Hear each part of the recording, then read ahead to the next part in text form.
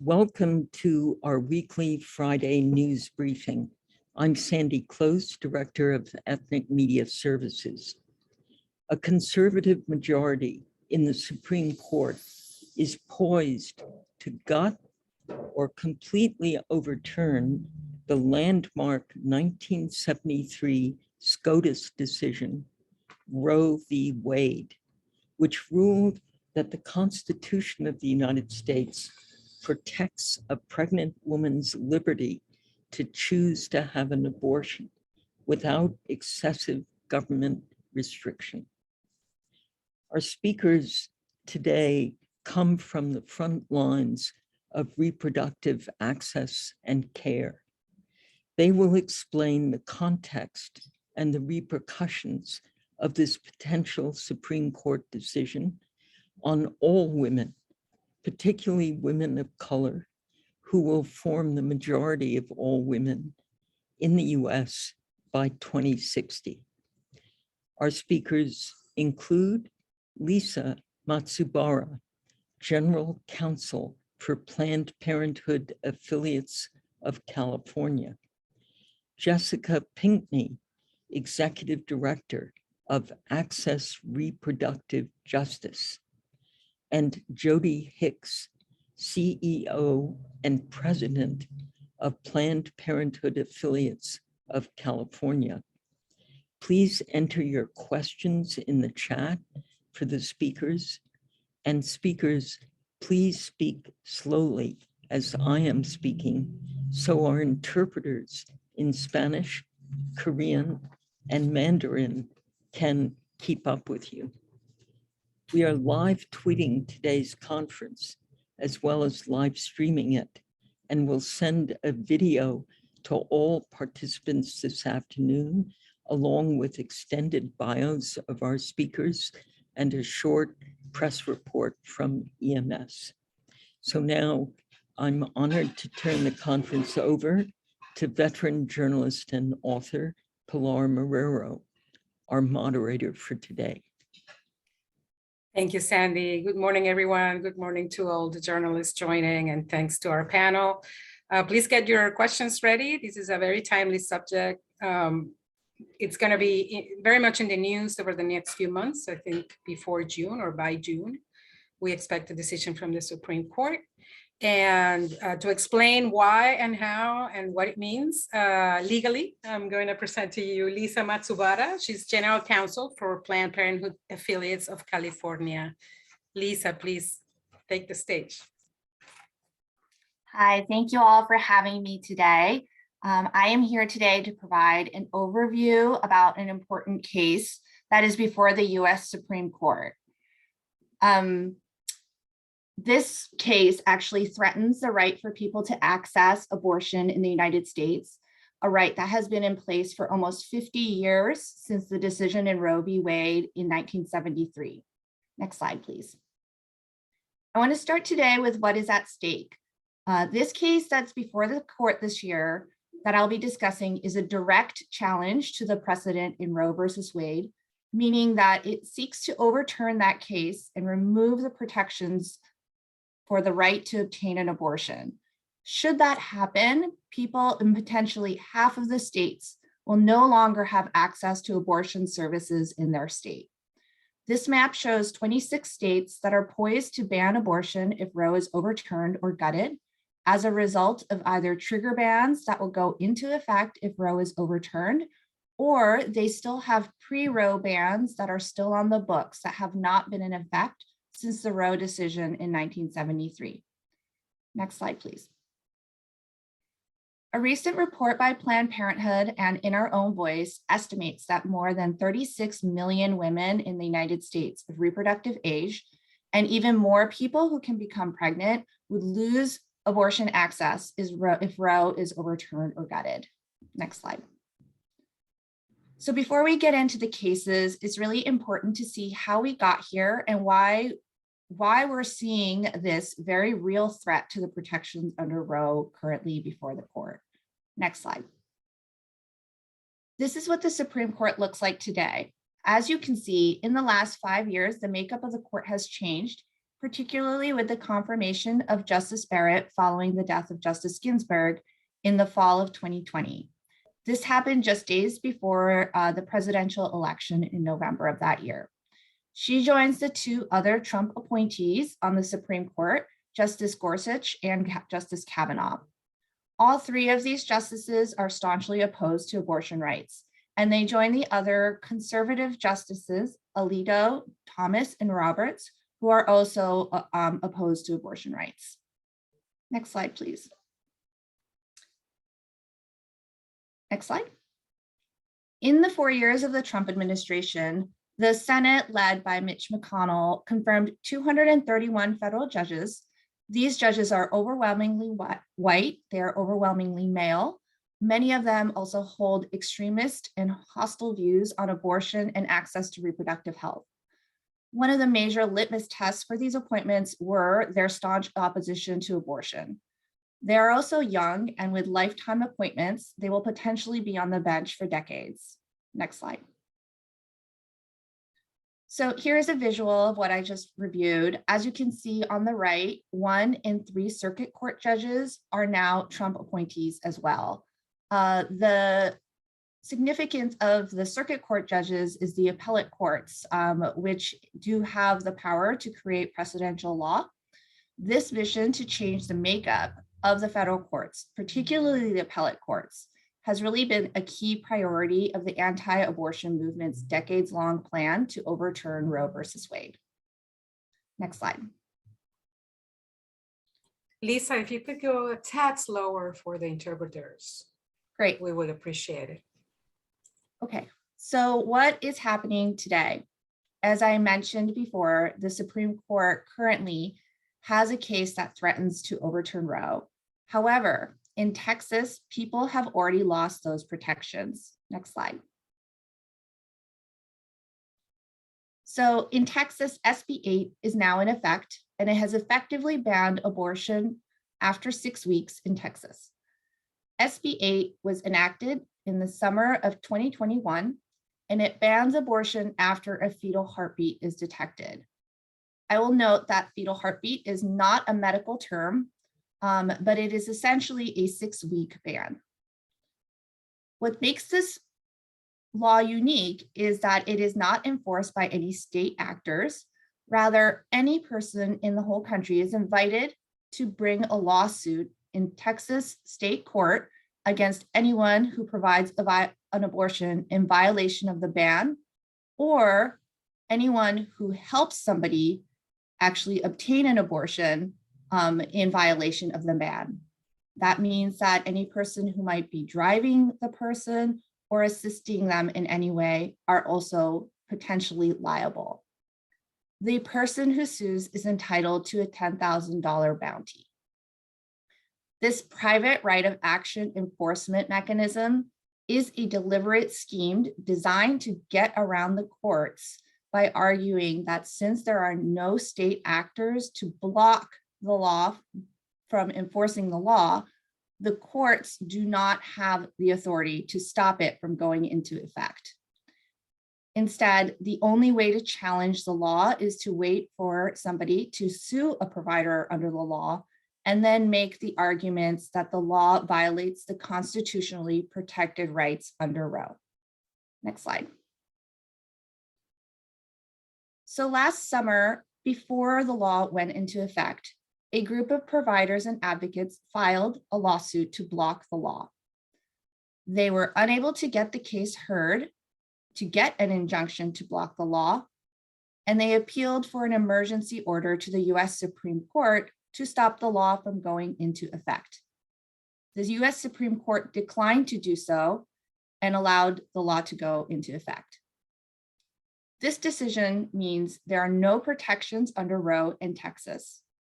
It also meant that overnight, people in Texas are no longer able to get abortion services. About 85% of abortions occur after 6 weeks of pregnancy, and those patients are no longer able to get an abortion without traveling out of the state.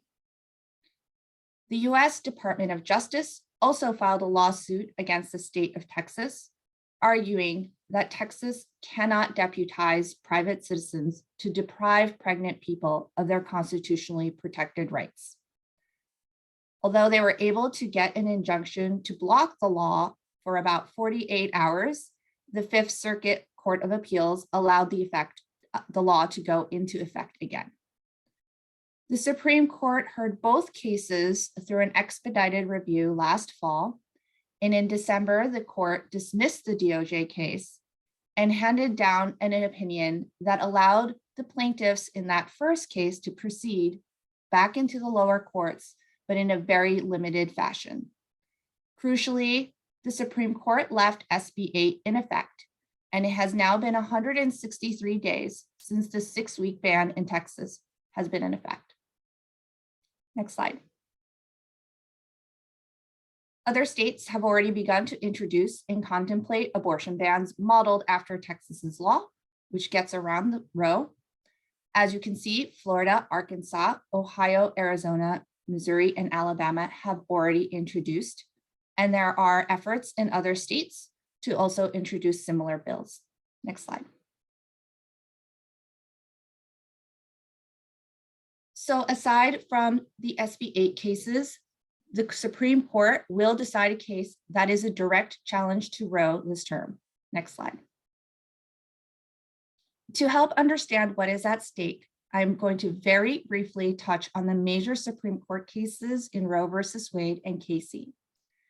Roe versus Wade recognized abortion as a constitutional right in 1973. The Supreme Court said that the right to choose whether or not to have an abortion is a fundamental right that is protected by the right to privacy under the 14th Amendment of the United States Constitution. Something to note is that the right to privacy is not spelled out in the US constitutions, but the courts have, even before Roe, recognized this right to personal autonomy with regards to many issues, including parental control over child rearing and reproductive autonomy with regard to the use of contraception. Following almost 20 years later, the Supreme Court upheld the right under Roe in Planned Parenthood versus Casey in 1992. This 5-4 decision upheld Roe in its finding that the right to an abortion was a protected right under the Constitution. However, it did change the framework in Roe and based the framework on viability and implemented what is now known as the undue burden standard, that the state cannot regulate abortion prior to viability so long as it does not pose an undue burden on a person's fundamental right to abortion.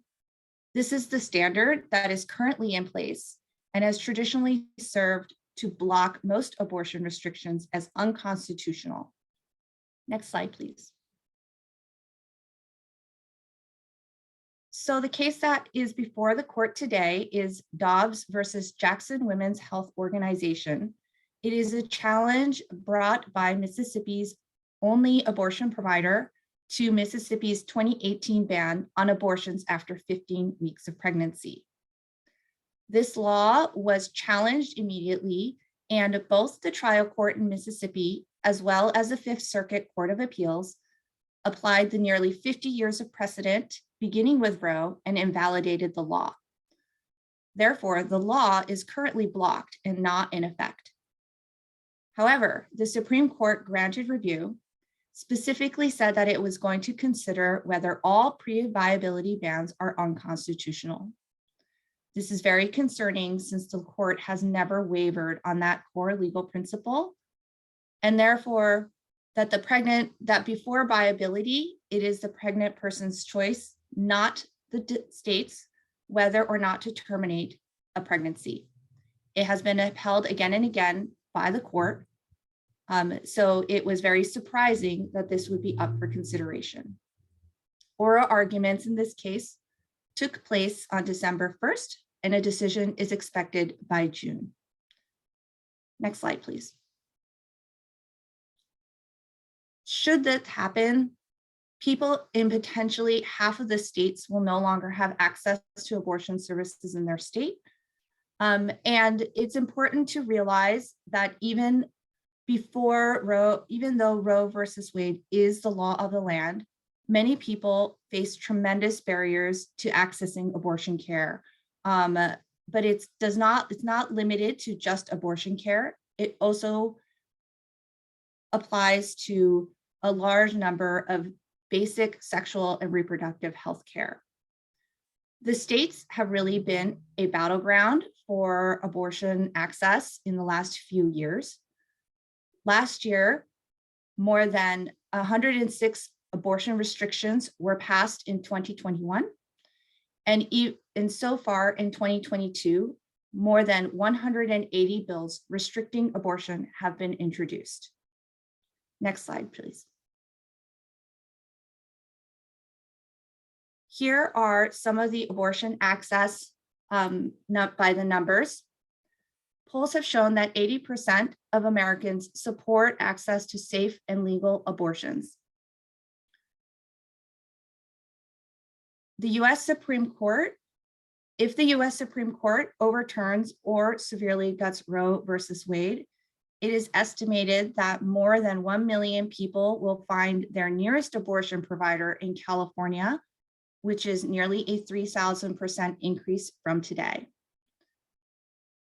Here in California, California's Planned Parenthood health centers have served at least 7,000 out-of-state patients a year in 2020 to access sexual and reproductive health care, including abortion. And due to what has been happening in Texas, neighboring cities and states are already experiencing the impact. For example, wait times in Oklahoma City have gone from 3 days to nearly 3 weeks. And these delays impact not only the folks who are coming in from out of state, but also those patients in the cities that people are traveling to who now are facing very long wait times for an appointment for a very time-sensitive services. Next slide, please. So what are we doing about this? Last September here in California, over 40 organizations came together to discuss the future of abortion access in California. Experts from across the landscape came together to take an honest look at our state and identify solutions for barriers to equitable and affordable access for anyone that receives abortion care in California. The FAB Council, as we call it, focused on making recommendations to state officials in key areas. Some of these are quite technical, but the range indicates that the council really thought to ensure that we push equity from every angle. Next slide, please. The recommendations are publicly available, but these recommendations seek to address barriers to access, like cost, and provide support for providers and other community-based organizations to support people coming into California to obtain an abortion. I'd also like to note that even though Roe has been the law of the land for 50 years, it has not actually meant that everyone has equitable access to abortion care. Namely, things like the Hyde Amendment that was passed shortly after Roe versus Wade has made it so state abortion restrictions have a disproportionate impact on people who are low income, as well as communities of color. I think I'll stop here and see if there are any questions. Thank you, Lisa. I think I would like you to clarify how the law works. When I first started working as a reporter many years ago when I came to this country, I did not understand how Supreme Court decisions affected different states and why some states have one law and some states have other laws. Can you explain that? And how and what, and why is it that if Roe versus Wade is overturned, that doesn't necessarily mean abortion will be banned in many states, and yes, in others. So can you explain that and why? Sure. So Roe versus Wade bases the right, the constitutional right to obtain an abortion in the United States Constitution. It is really a floor. That means that if Roe were to be overturned, it does not necessarily mean that abortion will be illegal in every state. That would be up to each state to decide what those restrictions are. It also means that states are free to decide whether or not they would like to make sure that abortion remains legal in their state. Okay, we have other questions in the chat. There is a question from Raymond. Raymond, do you want to ask your question? Raymond Tyler? Maybe this is for Jessica more than, but yeah, you can start answering. Raymond? Can you hear me? Yes. Oh, Go ahead. okay. Good afternoon. So, my name is Raymond Tyler. I'm from Atlantic City. I am a realist, and I remember learning about Roe versus Wade in high school, and have seen it chipped away for so many years. And without getting too political, I haven't seen Democrats who claim that they support it step up and do enough. That being said, should women and people who support abortion rights just start preparing now to find safe states where women can obtain safe and legal abortions? Because I wasn't alive when people had to get back alley abortions, but I don't want to see that. When I hear about this, I go all the way back to sitting in high school and hearing about people my mother's age, my aunt's age, having to get very unsafe abortions. So are we looking at, having to set up safe states? So that's a great question. And yes, there are already efforts underway. The California Fab Council, that is one of the efforts we are doing here in California to make sure that we are prepared in California to be able to serve not just people who live in California, but those who may be traveling here to be able to access abortion. That being said, I do want to note that, it is very difficult to ask people to travel very far to get their care. Traditionally, if you have means, you would always be able to travel to a state to be able to get an abortion. That was the case before Roe as well. And so part of the efforts that are underway are to really make sure that there is equitable access to abortion care. As I mentioned before, this is an issue that disproportionately impacts people who are lower income, as well as women of color. Lisa, before we go to our next speaker, this is the other thing that was hard for me to understand at the beginning. What is the difference between a legal precedent and a law passed by Congress? There is no law passed by Congress. And I wonder why in all of these years, Congress hasn't passed a law, legislating on abortion. I guess you have something to say about that. Yes, I mean, if Congress chooses to pass a law, that would be the law of the land protecting access to abortion that would apply across the country. There is actually an effort right now, the Women's Health Protection Act, that is in the Senate. However, without getting political, without getting rid of the filibuster, the Senate does not have the votes to actually pass that.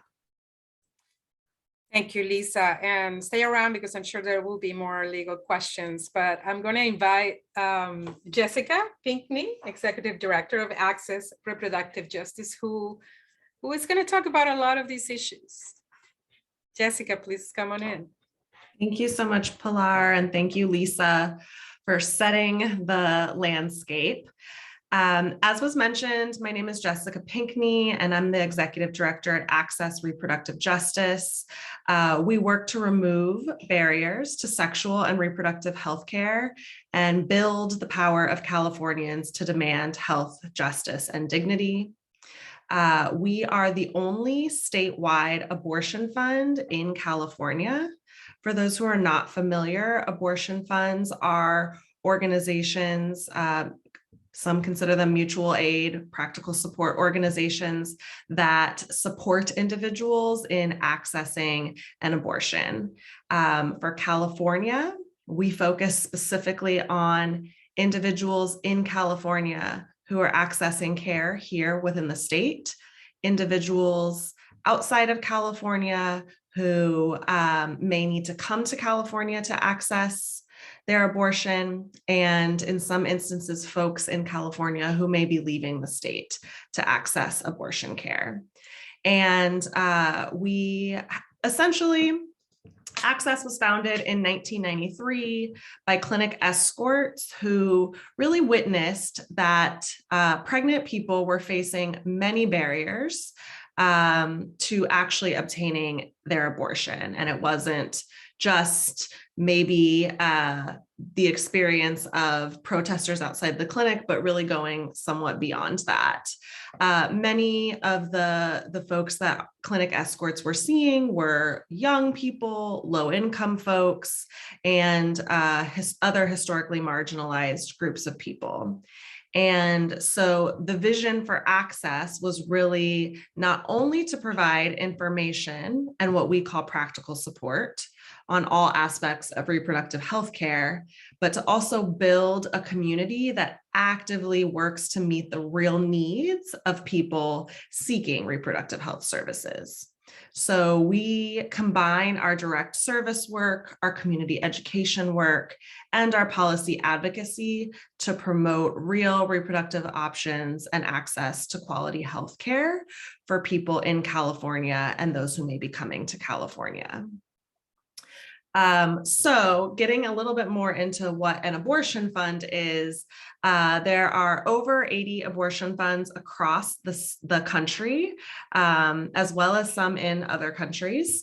And we essentially operate a health line, and folks may call into the health line and request support. Abortion funds structures really do vary from fund to fund. So what I'm describing is specific to Access Reproductive Justice's fund, but I'm happy to answer questions about some of the intricacies of that and the differences as well.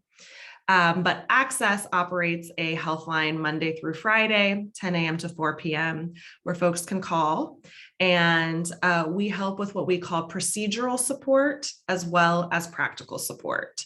So procedural support looks like what it sounds like. That's helping pay for people's procedures. This is often folks who are uninsured, underinsured, or who may have high deductibles, copays on their private insurance plans. We are lucky in the state of California that our Medicaid program does cover the cost of abortion for folks who are on Medi-Cal. So we also will support folks in accessing Medi-Cal if they do qualify. In addition to procedural support, we also provide what we call practical support. And this is because over time, we've really heard the needs of our callers and hear that there are barriers such as transportation, lodging, childcare, food that impact people's ability to access abortion as well. Even in a progressive state like California that does have providers across the state, and those providers are able to provide care fairly freely. California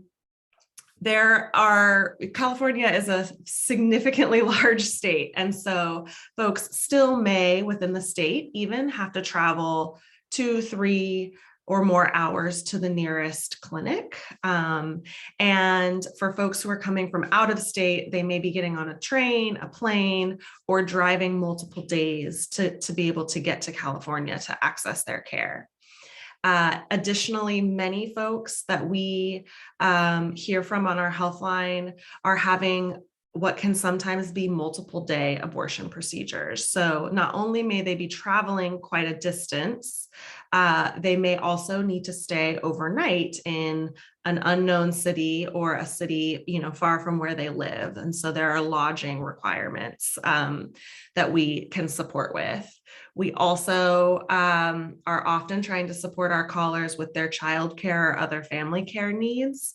The Guttmacher Institute reports that about 50% of folks having abortions are already parents. And so we know that at home, there are other childcare and family care responsibilities that people cannot just drop in order to access their abortion. And so we will work to support folks with their childcare needs as well. And then we occasionally do support folks also if traveling for multiple days, if food is an issue or they're not going to be able to afford to be eating away from home for multiple days, we can support with that need. Gas. We also can provide referrals for abortion doula support if someone is looking for a support system as they access their abortion. And the way this all works is essentially someone calls our health line. We have an intake process, really just to garner as much information as we can about the person's situation, because we really acknowledge that everyone's situation is different. And we really want to be able to support our patients, our callers, where they are, no matter what their circumstances are. And then we work to coordinate the support that they need. Sometimes that's procedural and practical support. Sometimes that's just one or the other. And we do collaborate with abortion funds across the country. So if someone is coming from Texas or another state, we will work with the abortion fund in that state to make sure that between the funds that we're able to provide and the funds that another fund might be able to provide, we're able to really help that person meet their full unmet need. In non-COVID times, we had a core of volunteers that would also support in this work. So our volunteers are all trained in reproductive justice and how Access's Healthline works. And we would call on folks in the region where we had a caller coming to or going from, where we could help provide transportation or lodging. And so we have volunteers across the state who have opened their homes, who have driven folks to and from appointments, and who really support our callers in whatever their needs may be. In these COVID times, we have moved pretty strictly to a funding model where our same practical support volunteers often provide financial support to our callers. So we will provide as much funding and support as we can from our own budget. And then we also collaborate with volunteers all across the state to provide additional financial support to our callers. This often means they're booking hotels, ordering Ubers, etc., providing folk, Venmoing gas money, etc. So that's a little bit structurally about what our support of those seeking abortion looks like. Some of the questions we often get about our Healthline is what the makeup of those callers are. The majority of our callers are in their 20s, report being low income or having no income at all, and do identify as Black, Indigenous, and people of color. Many are insured under California's Medi-Cal program, which is our state's Medicaid program, but there are still additional barriers, as we've discussed, to accessing the care that folks need. Since the pandemic started, we have seen an increase in our callers. As one can imagine, the circumstances of a global pandemic, as well as the threats to abortion access that we have been seeing and have seen an increase in over the last year plus, really have brought people to make decisions about their lives, including having abortions. So in the most recent calendar year in 2021, Access supported over 500 callers in accessing their abortion, either in the state of California or coming from other states. And about a third of our callers have been from other states. In 2021, we saw callers from 18 states, as well as one other country. And we do certainly anticipate that should Roe v. Wade fall or be completely gutted in June, that number would only increase as many folks are already coming here from other states to receive care. And as abortion access erodes across the country, California really will be a safe haven to those seeking abortion care. The final thing I just wanted to note, and then I'm happy to take questions, is that we have seen an increase in Texas patients coming to California since SB 8 was enacted. And I think Lisa and Jody are able to talk more about what they've seen from the clinic perspective, which does vary, I will say, from the abortion fund perspective. Patients and who we identify as callers do tend to find out about access either from a clinic or from another abortion fund from a friend online. And so we know that we're not always reaching everyone that we hope to be able to reach. But since SB 8 went into effect, we've seen just about 15 Texas callers who we have supported with financial support and practical support to be able to come to California to access their care.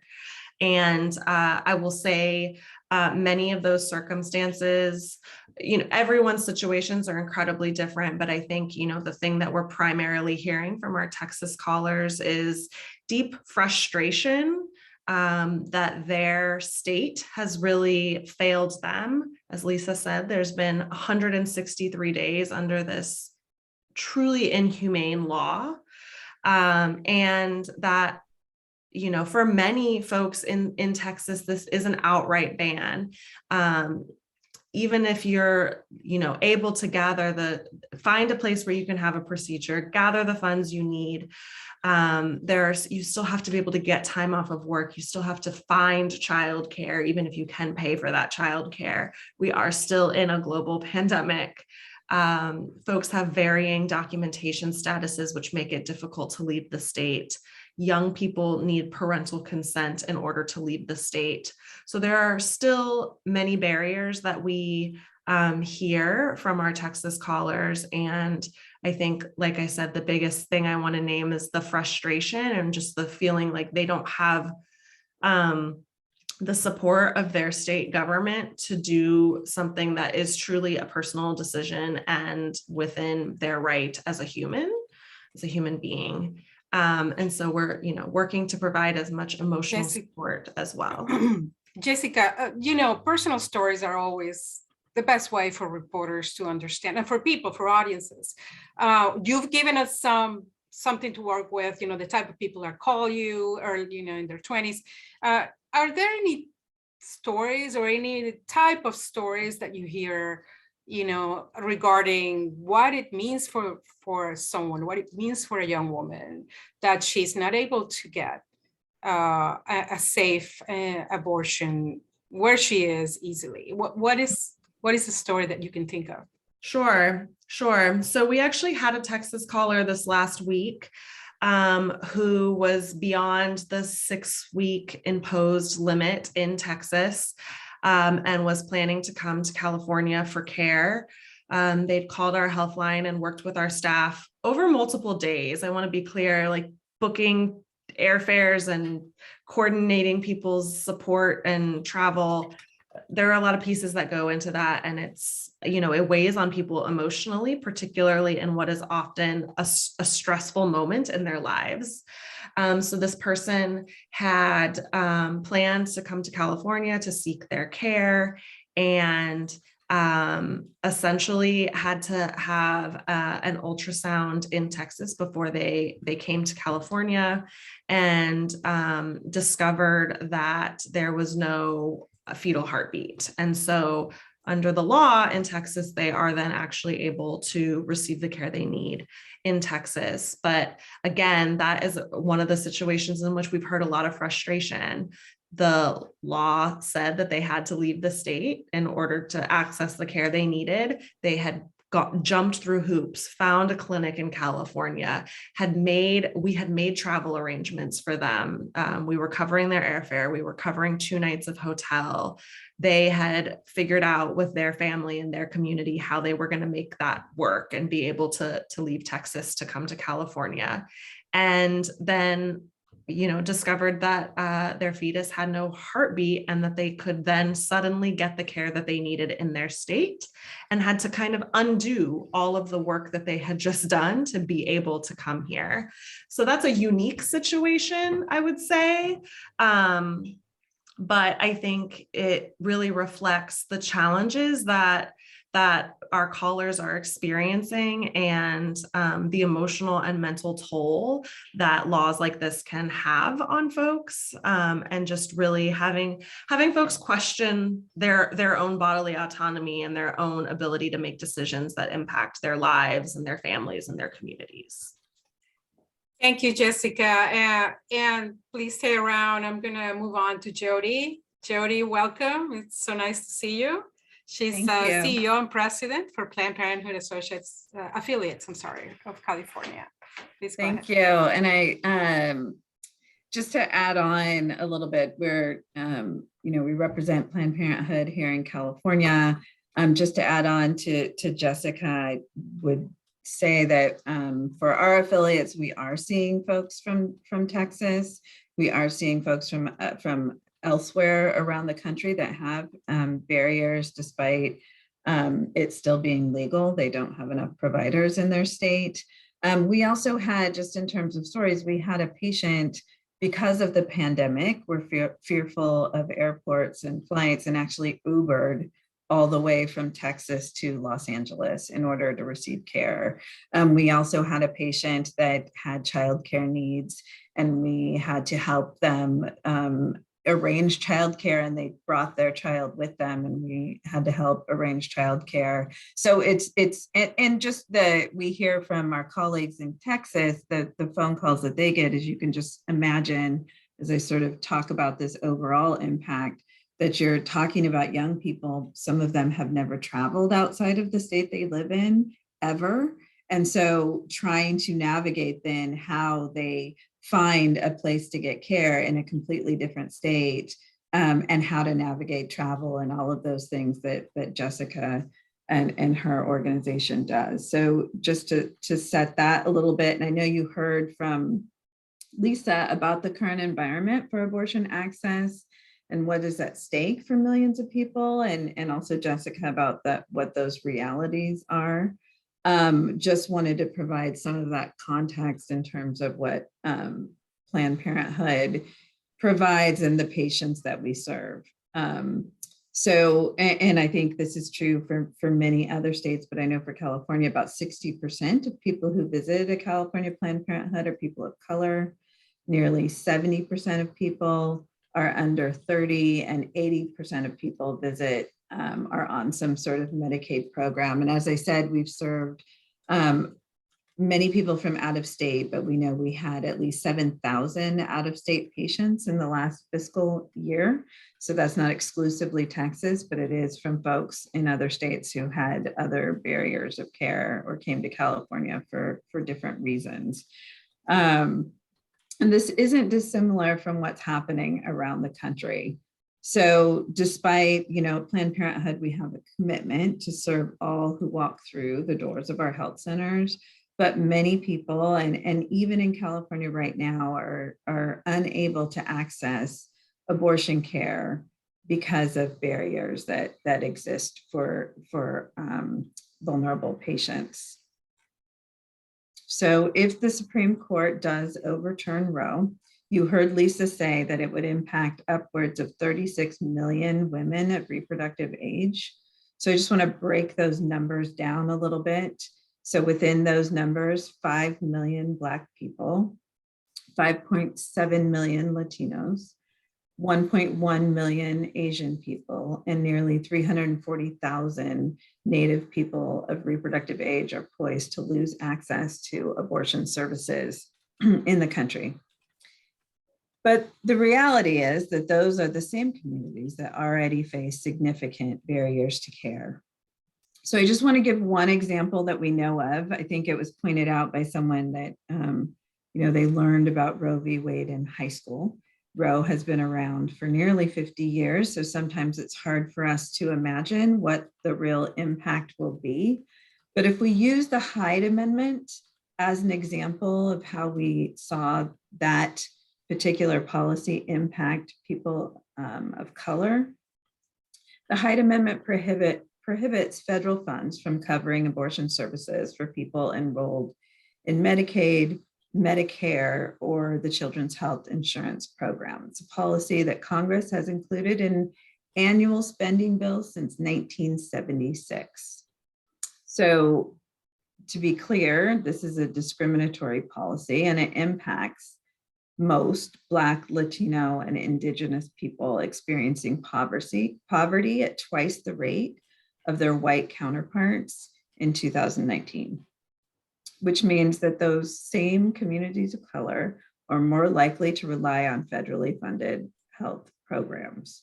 So specifically, among women aged 15 to 49, 29% of Black women, 25% of Hispanic women were enrolled in Medicaid in 2019, compared to 15% of white women and 12% of Asian women. The Hyde Amendment currently affects people in 34 states and the District of Columbia. There are 16 states that provide their own funding for abortion coverage, and California is one of those states.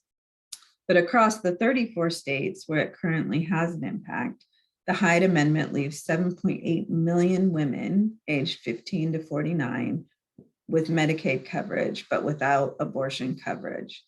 Half of those affected are women of color. So among women with Medicaid coverage subject to the Hyde Amendment, 1 in 4 who seek an abortion are forced to continue the pregnancy. There are also, as we've heard, logistical barriers like childcare, time off work, travel costs, in addition to not having funds to pay for the services. So the impact that this has on people and communities, we know, is devastating. I also want to point to a Turnaway study that examined the effects of unwanted pregnancy on women's lives over a period of time. It was performed by the University of California, San Francisco. It found that denying a woman an abortion creates economic hardship and insecurity that lasts for years. Women turned away from getting an abortion are more likely to stay in contact with a violent partner. They are also more likely to raise the resulting child alone. The financial well-being and development of children is negatively impacted when their mothers are denied abortion. And giving birth is connected to more serious health problems than having an abortion. So we know that abortion takes away a person's right to bodily autonomy, but we also know that it takes away a person's decision, affecting their opportunities, their health, and the trajectory of their futures. So clearly, abortion access is already difficult, and reproductive freedom and health equity are far from a reality. With all the barriers already put in place and attempts to further limit access, there is so much work to do, but the Supreme Court's decision could further unravel abortion access in a way that we haven't seen in 50 years. So as you cover this space in the work that you all do, I think it's important to remember that these bans have a real impact on real people, and Black, Brown, Indigenous, and other peoples of color, people with lower incomes, people in rural parts of the state are the ones that are most disproportionately impacted. And they are the ones also targeted, unfortunately, by the extreme politicians in those states. So I will sort of, I will stop there, and I know there's a lot Yeah. of questions. Thank you, Jody. No, you've been great. Sunita has a question that I think it's pretty important. Sunita, please go ahead.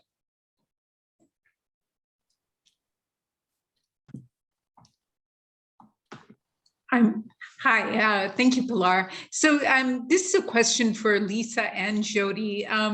Planned Parenthood has advocated for medical abortion pills, and I'm wondering to what extent Roe would overturn or limit access to these types of abortions, and if it does not impact these types of abortions, should this not be the model for going forward, since women can do this at home and not have to travel to obtain an abortion? So I can answer that. Yeah, medication abortion does fall under the purview of what states are trying to ban.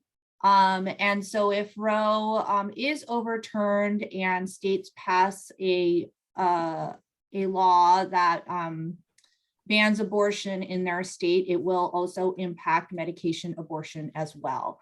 I also did put some information in the chat that many states, and especially in this past year, have been very active in trying to restrict access to medication abortion, particularly through the use of telehealth.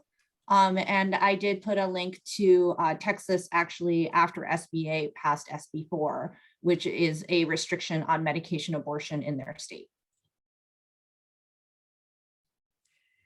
Okay, sounds good. Thank you very much. So I'm wondering, right now the polls, I think, indicate that the majority of Americans support abortion rights. So why are we seeing these laws continuously being passed? Anyone? Jody, maybe? No, you're definitely right. The polls are very clear on where people do not want Roe v. Wade to be overturned. They do want a legal right to access abortion. I think, this was a long game by extreme politicians, and it went through our courts. And I think it remains to be seen when a decision happens this summer, what the reaction will be.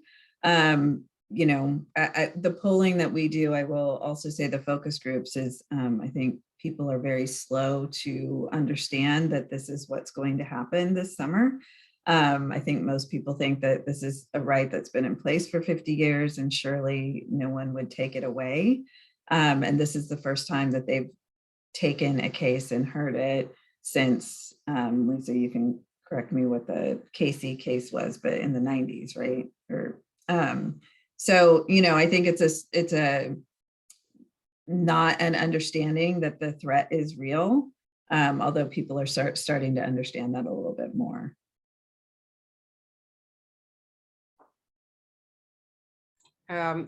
Oni, please go ahead with your question. Oni Advíncula. Okay, thank you, Pilar. I was just wondering, how do you engage communities with strong religious backgrounds like Muslims, Filipino, Catholics, Mormons, and older women? My sense is if we don't engage them, there is always going to be a divide on the issues. I just wanted to get your perspective on that and the efforts that you've already done. Sure. I mean, I can speak from a Planned Parenthood perspective. I think, we remain with our mission, which is for patients to be able to access all types of care. And the way that our organization is structured is we have different affiliates, and those affiliates remain really close contact with the communities they serve. So we're the statewide advocacy, but we're made up of affiliates that are on the ground, and they have programs for those communities. There's they have Black Health Initiative that will incorporate things like doulas and community health workers in other communities. There's promotora programs that will go out in the community and in those languages to really talk with community members, and also for education purposes, and really understand in those communities what they need. And then we also have many clergy that are also part of our board. They're part of our programs to really learn and understand how to talk with those communities. I don't know, Jessica, if you want to chime in. Yeah, thanks, Jody. Much of what you've said is what I would have also said. I think, I wanted to name, there are also many reproductive health rights and justice organizations out there that are specifically focusing on various religious communities. There's the National Council of Jewish Women, Catholics for Choice. And really what we find in many communities is the portrayed stigma is actually far larger than how most folks feel about abortion when you're talking to an individual or a family. So Catholics for Choice has a lot of data that the majority of Catholics actually support folks accessing abortion if they choose. And we certainly encounter callers on our health line who are struggling with their community of faith or their community in general, and we really try to provide support, to our callers when, where, and how we can.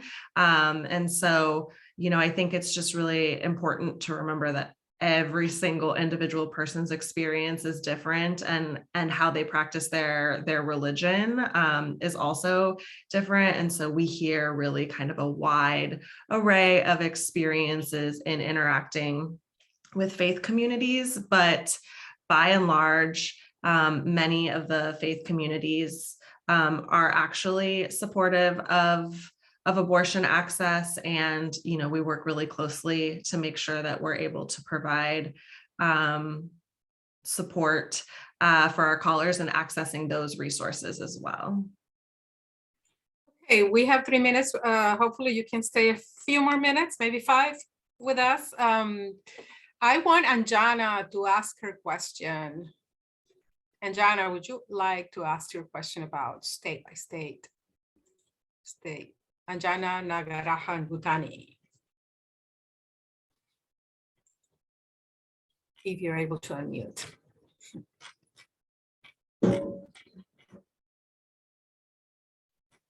Okay. Pilar, how do you spell the name? Anjana, A-N-J-A-N-A. Can you hear me now?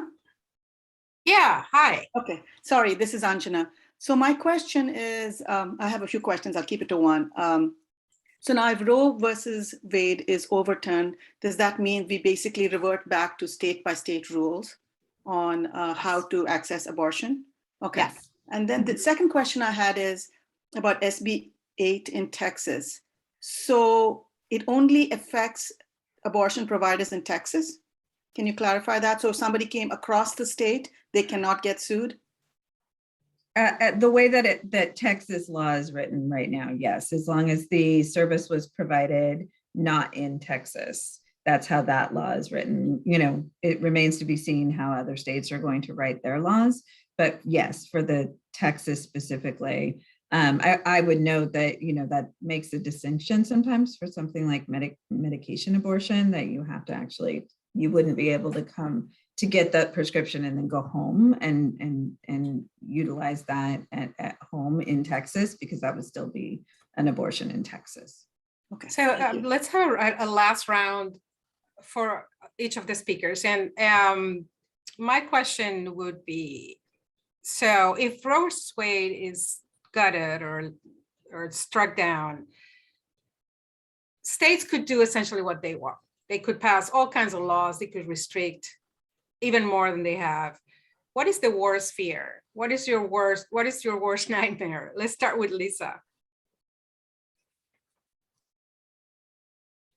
I think what keeps me up at night is the fact that what I mentioned before is that people will not be able to have the means to travel, and so they will be forced to remain pregnant as well as the fact that we will see increase in criminalization of not just abortion, but also pregnancy outcomes in general.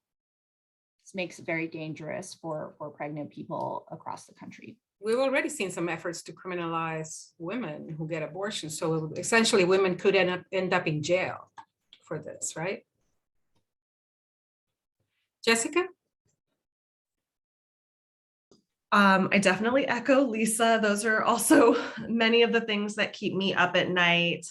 I think my biggest frustration is that, from a reproductive justice lens, people deserve to be able to make decisions about their bodies, their families, their communities, in their home states, in their home cities.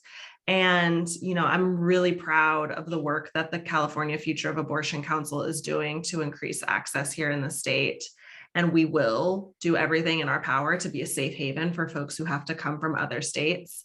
But it doesn't make it fair or right that you should have to go to such great lengths to access what is basic health care. And so it very much feels like this is an entirely new way of limiting people's bodily autonomy and their access to a human right. And I just worry about how we come back from that. Jessica, before Jody says her final words, Gloria has asked a really important question in the chat. Is there any organization that has this kind of information that is able to kind of communicate with people in indigenous languages, like indigenous languages from the US or Mexico? Yes, so Elsewhere? there is an abortion fund and reproductive justice organization in New Mexico that is focused on indigenous communities. They're called Indigenous Women Rising. They're a wonderful organization and really are very much focused on the indigenous communities and making sure that folks have language access and cultural access as well. Wonderful, thank you. Jody? So I'm gonna cheat and say two things. One of my biggest fears, or my bigger fears, is as we prepare in California, as we have been, for what we think is an impact of half the country starting to institute abortion bans, if we don't have that impact that we think we'll have in California, because to me, that means that people are not able to access the travel and the things that they need to get the care, because we know, the need for the services won't go away, but whether or not they can access those is remains to be seen. And that troubles me and keeps me up at night. And then the second piece is where this goes if for this next generation. I think you measure a culture of people by how they treat women or how they treat marginalized communities. And we're already seeing things like a state even the Texas law, the spirit of it was for one neighbor to be telling on another neighbor and suing. We're seeing in another state where they're trying to collect a database of pregnant women and so that they can use that to criminalize or harm harm them based on the decisions they make. And so I worry that for an entire generation that our entire values and culture is going to be much different, that I'm leaving something to my daughter much different than what I grew up with. So it is a sad phrase to end this, Sorry. but it is excellent in terms of capturing the moment, I think. Thank you so much, Jody, and Lisa and Jessica and all of our colleagues. Sandy, you want to have the last word? Can't do better than the image Jody just left us with. I think we are looking at the culture that it is evolving and what it's going to mean for the next generation. And I think that's such a valuable lens to remind us of. It's not just us, it's our children. Thank you for this very important, it's almost like abortion 101. We need to know more. We don't know what we don't know. We've taken it for granted for so many years, and now we are at a point where everything could change. So thank you. This has been very educational.